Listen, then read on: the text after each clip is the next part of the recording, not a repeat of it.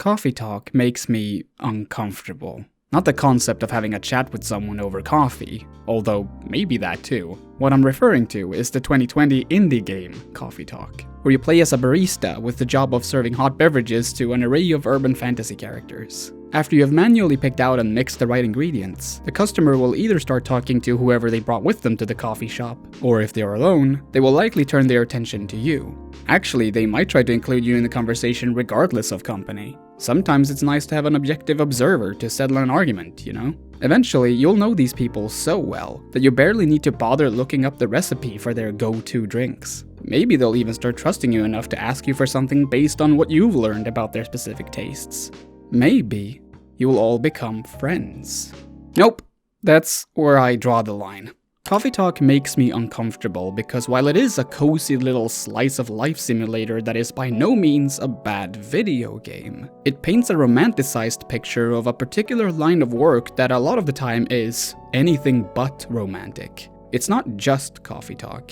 There is this age-old idealized version of coffee shops and bars depicted in various forms of media where everybody knows your name, as the old Cheers theme goes, where everyone is either long-term drinking buddies or at the very least on a first-name basis, staff included. In a way, it would be nice if things really were like that. As someone who has worked in retail, I've met more than a couple of customers who seem to believe that to be the case already. I'm here to tell you that this is a misconception, one that has resulted in people doing everything from attempting and succeeding in breaching my personal privacy to oversharing details about their own lives. In this video, I want to tell you some of my horror stories from working in retail, and how they relate to how this industry is portrayed in horror games.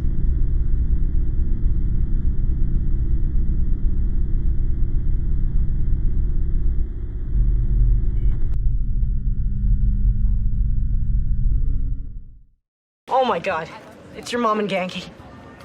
What are they doing here? They're grown-ups, they're allowed to have fun whenever they want. We're kids, we're supposed to be working. Let me quickly get this one thing out of the way. The person standing behind the counter at your local GameStop is not your friend. Neither is the cutie working in your favorite clothes store or the sleep-deprived college student who takes your order at the drive-thru. That's not me saying that no one has ever found friendship in any of those stores or situations, nor am I saying that it's an excuse to be mean towards retail workers. What I am saying is that the kindness that those workers are showing you is a part of their job description. If they weren't nice to you, that could potentially sour your impression of the store they are supposed to represent, as well as the larger brand. You might already want the product, but friendliness is what will make you consider coming back for more. It's basically what coffee talk is all about. I totally get it though. It's very easy to be fooled. Even I have to correct my expectations at times, even though I know exactly how the smile is made. I guess the best place to start is when I was still just on the paying side of the register. When I was 16, a new game store opened up in my hometown, and there was this one person working there who was by far the kindest person I'd ever met in any store. So after having seen them there a couple of times, I did the only sensible thing. I asked them out on a date. Luckily, they were very sweet about it, saying things like, "Oh, there should be more people as brave as you." Ultimately, I got rejected. However, they did give me their contact info on some new video game related website.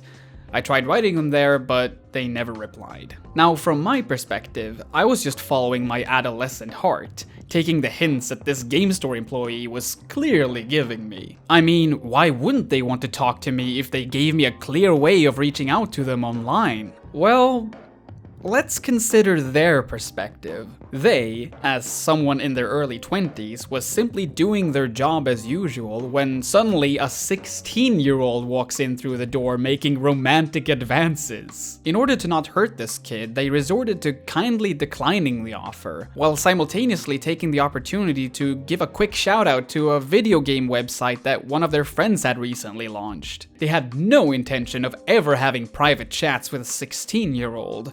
But in the moment, it was easier to give the kid the tiniest sliver of hope rather than causing an undesirable scene.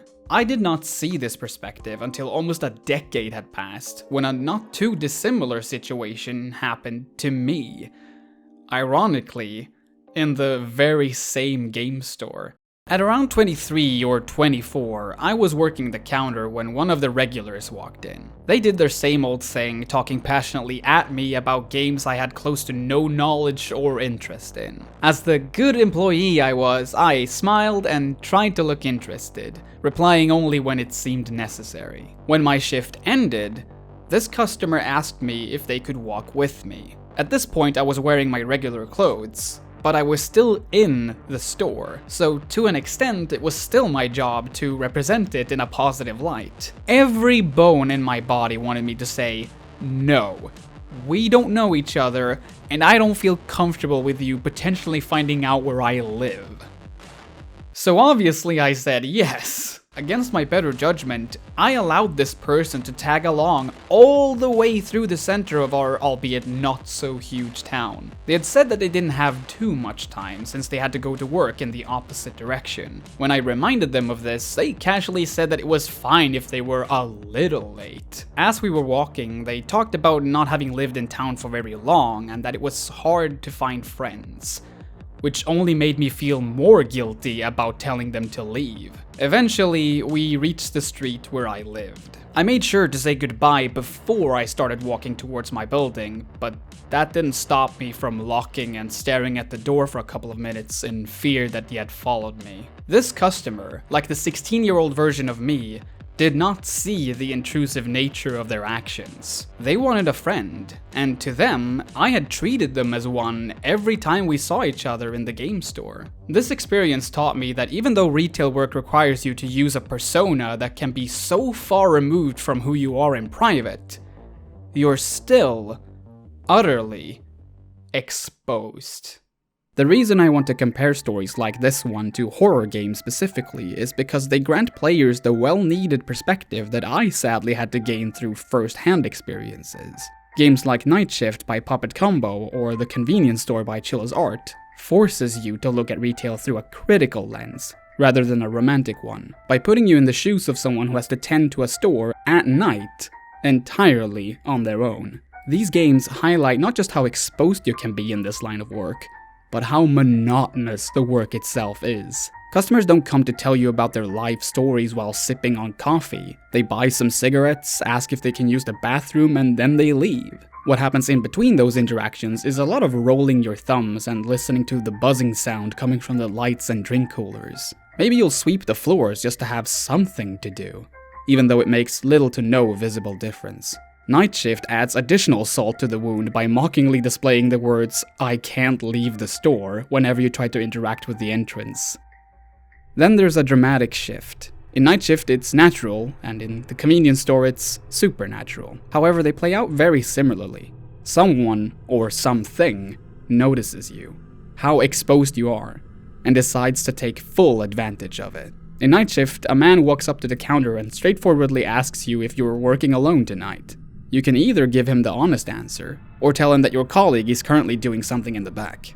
After the man has left, without a word, you realize that the previously locked back door is not only unlocked, but wide open. So are the doors to the bathrooms. If you try walking around to the front of the gas station to see the culprit through the window, you'll find nothing.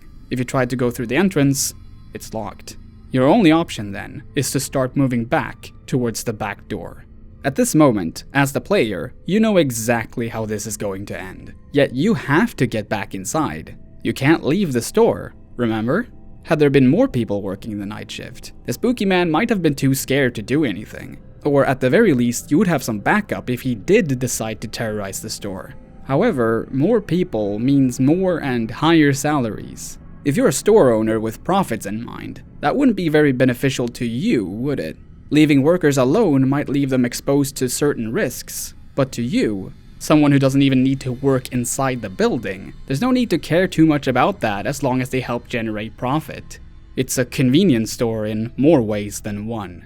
This ties into another horror aspect of these games that is slightly less pronounced, but no less relatable. The convenience store has this moment where a man comes in and asks you to get him 5 beers and a packet of smokes as quickly as possible. Without knowing if there was an in-game timer, this simple task admittedly stressed me out a bit.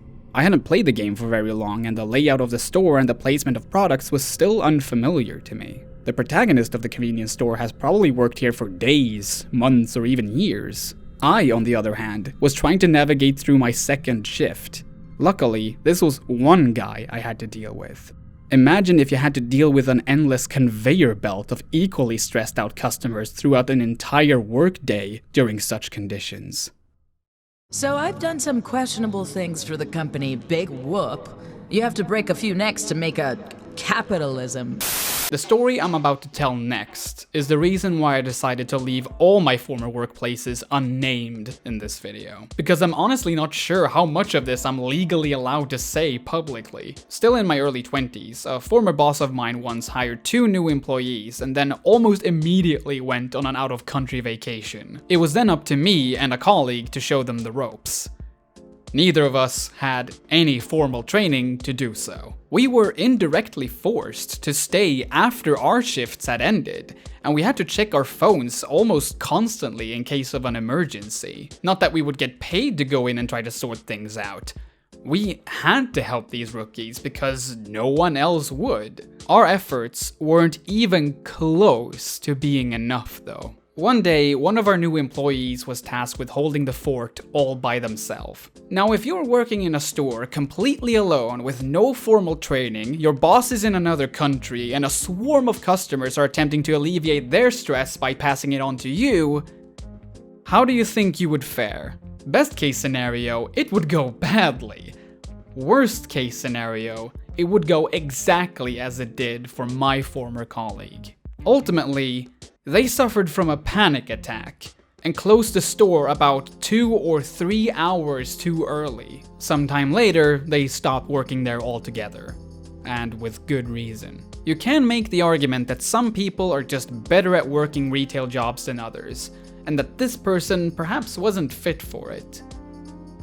But how could they be? They never got a chance to learn how to do it. Once again, it all comes down to the convenience of those in charge. People quit, new ones need to take their place, and if a boss can guilt-trip their employees into training the new ones, effectively doing their job for them, you bet your butt they're gonna do it. Guilt, in particular, is one of the most powerful tools a boss can use against their employees. I recently talked to someone who has worked in fast food who was pushed by their boss to work a longer shift so that their colleague, who was sick, could go home. That's right, a sick person was not allowed to leave the kitchen unless someone could cover for them. Welcome to Yum Yum's Family Burgers, where we sincerely hope you'll enjoy our limited time Snot Burger. And for just $3 extra, you also get a Corona.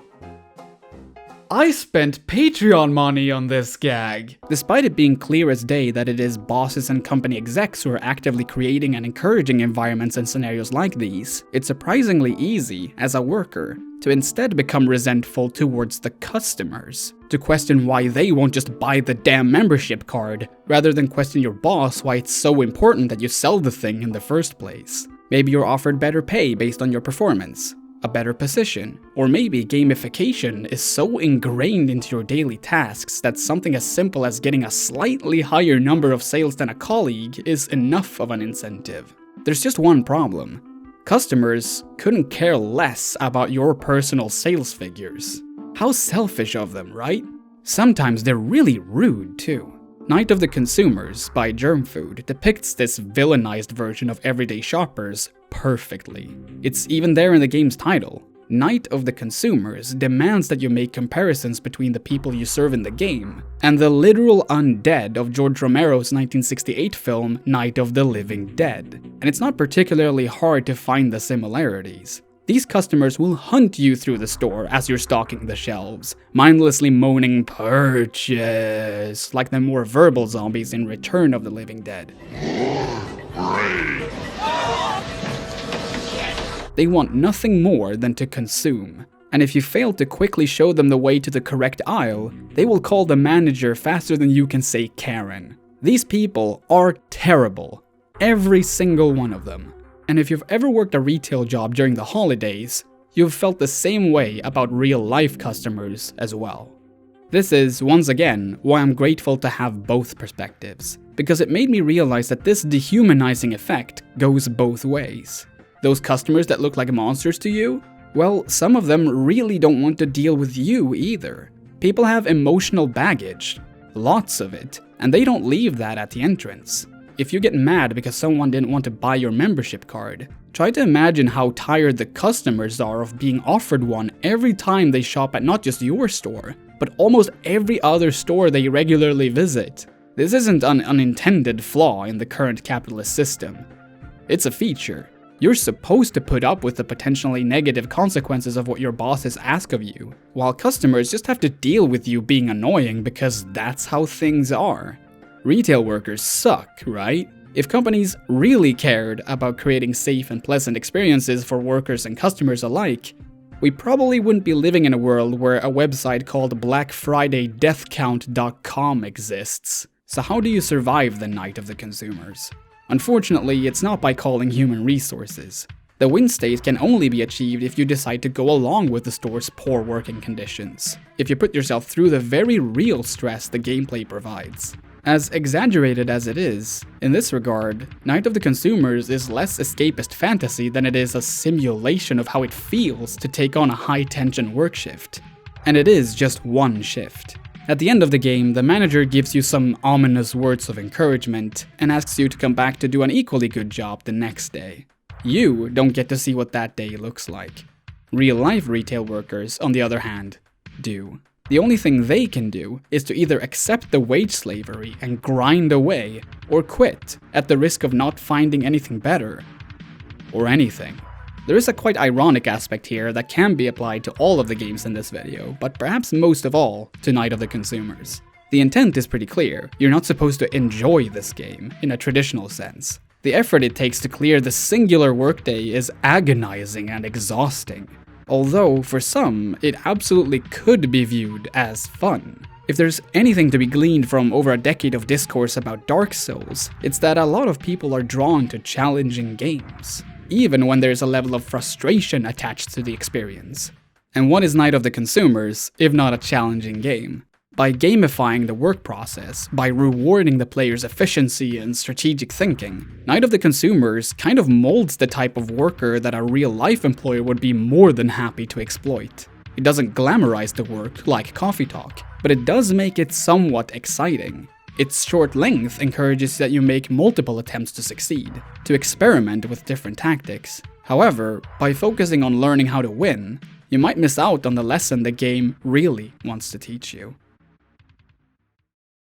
I'm going to stop the video momentarily to talk about something important. I did joke about using Patreon money to buy mediocre beer earlier, but in all seriousness, this channel would literally not exist if it weren't for the financial support I'm receiving through Patreon. I've made YouTube videos on different channels for around 10 years at this point. And even though it has been a lot of fun, it has also required an enormous amount of work. Making videos like this one is already a job, but it hasn't paid me enough that I can fully sustain myself. I wish for that to change. If you, dear viewer, would become a patron right now, you would not only make more videos possible, you also get access to all future videos earlier than everyone else. Your name in the end credits, exclusive behind the scenes looks, vlogs and podcasts, as well as the monthly horror movie nights we host on the Discord server. So please, consider becoming a patron, if you can. Your support is what's gonna keep this channel going for years to come. If I get a high enough monthly salary, I also won't need to rely on ads like this one, which I would very much prefer. At every office I've worked at, they always say, we're a big family here. And it does motivate people to work harder and neglect their actual families and put up with all sorts of degrading shit. My final story is slightly more general.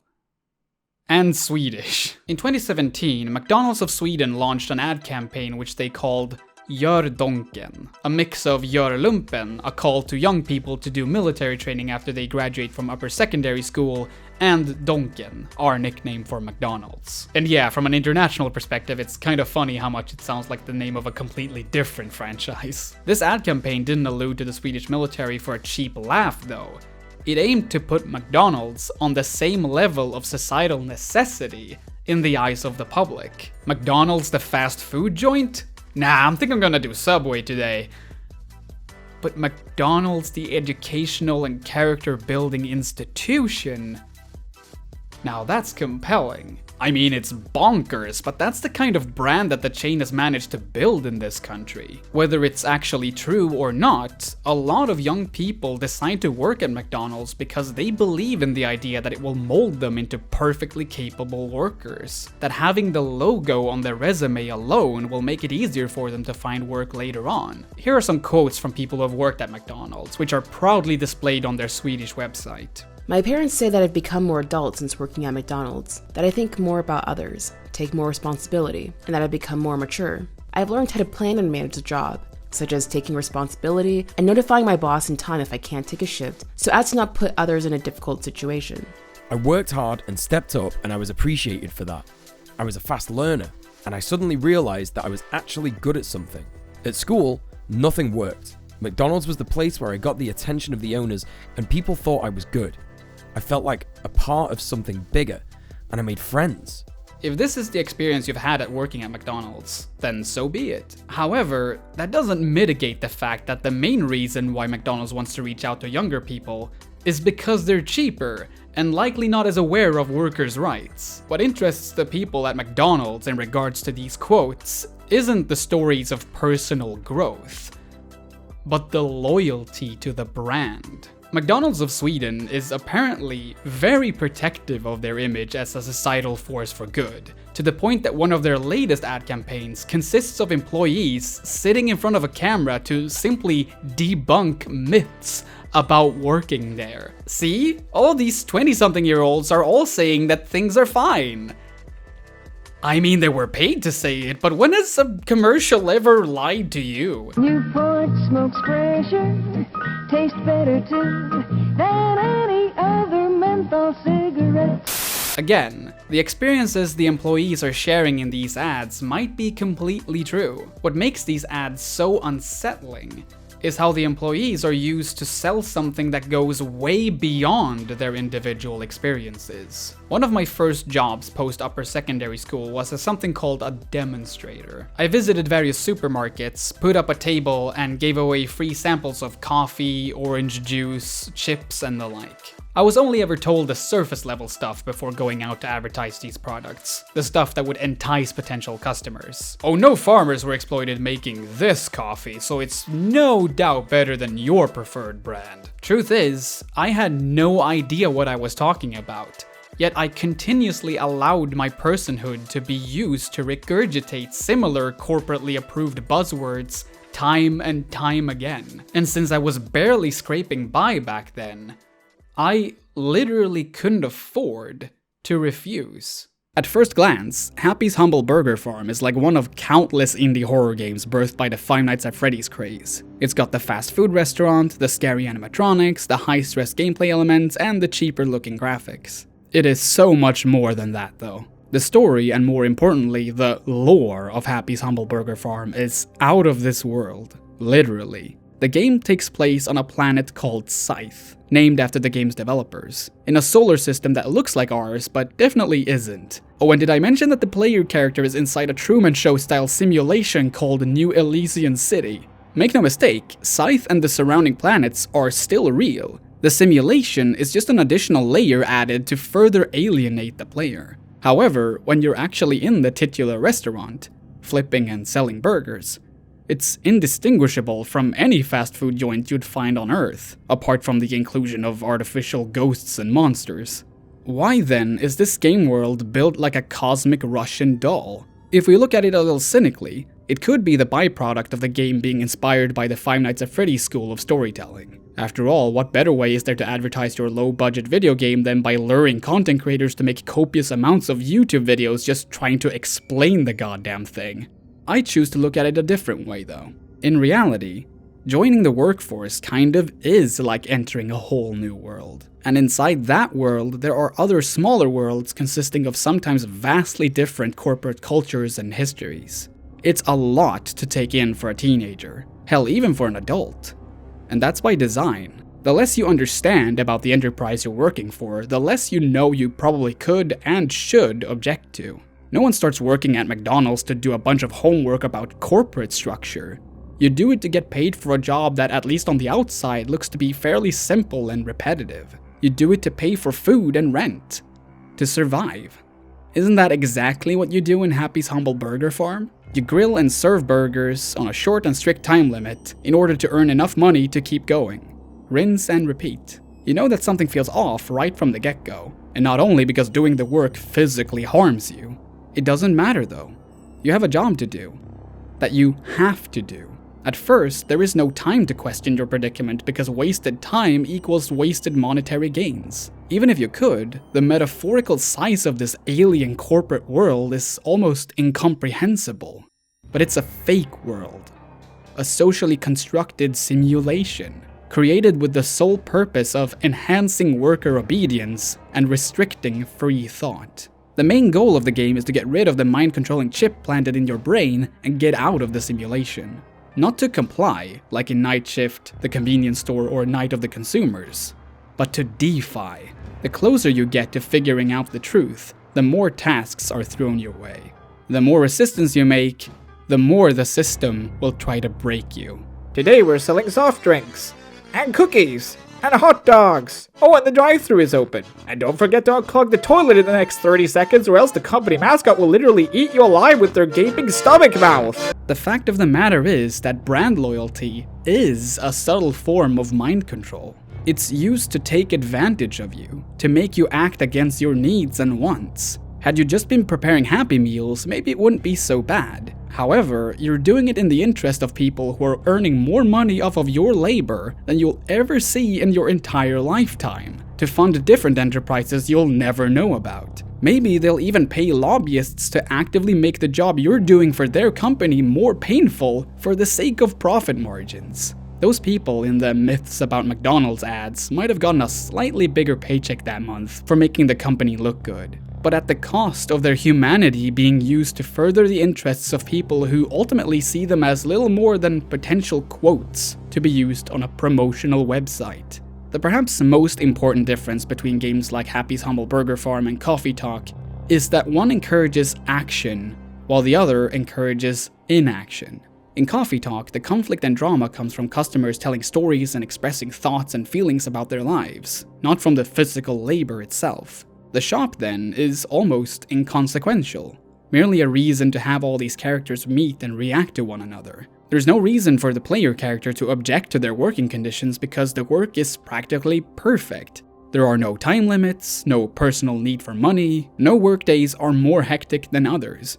Apart from getting orders right, all that is asked of you is that you try to have a pleasant time and vibe with the Beats to Study To-esque soundtrack.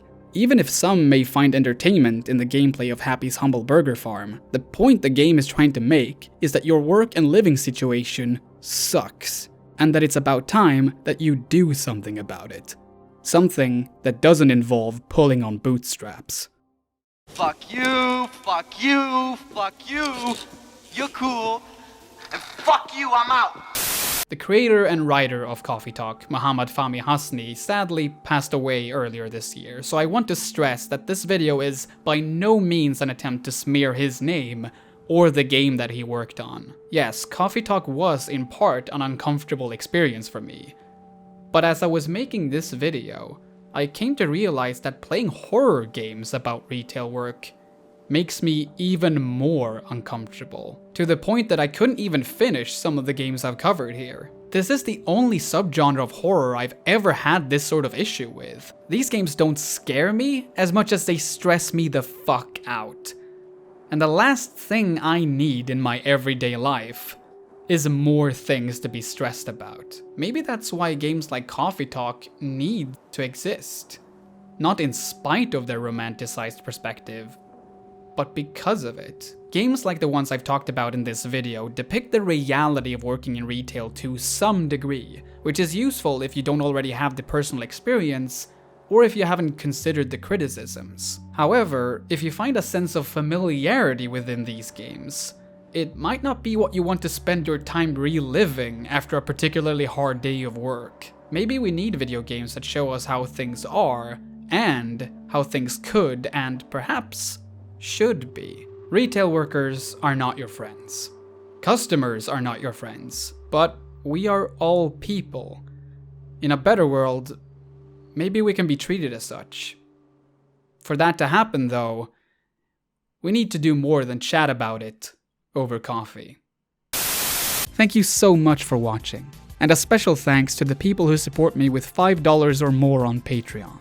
They are Nichtschwert, Tobias Mattsson, Håvard Krugerud, Professor Flowers, Vinders, Mackenzie Pollock, Eliza Tantevi, Rob Robbins, Seth Sard, J.K., Kiki Dharma, Eben Phantom, Elizabeth V. Haste, Nick Owens, and Jack Lightfoot. I also want to thank Ali Meowie, Eurthug 4000, Greythorn, Gree, Heavy-Eyed, In Praise of Shadows, and Professor Flowers for proofreading the script, DJ Mule and Professor Flowers again for lending their voices, and Emma Hagdahl for the makeup. You'll find all of their links in the video description. So I'm not entirely sure what the next video is gonna be about. It kind of depends on whether we reach the Patreon. What? Sorry, 1 second. I'm gonna have to remove the blanket. Oh, sorry. What the hell is this? Let me turn this off. Oh shit. Ah!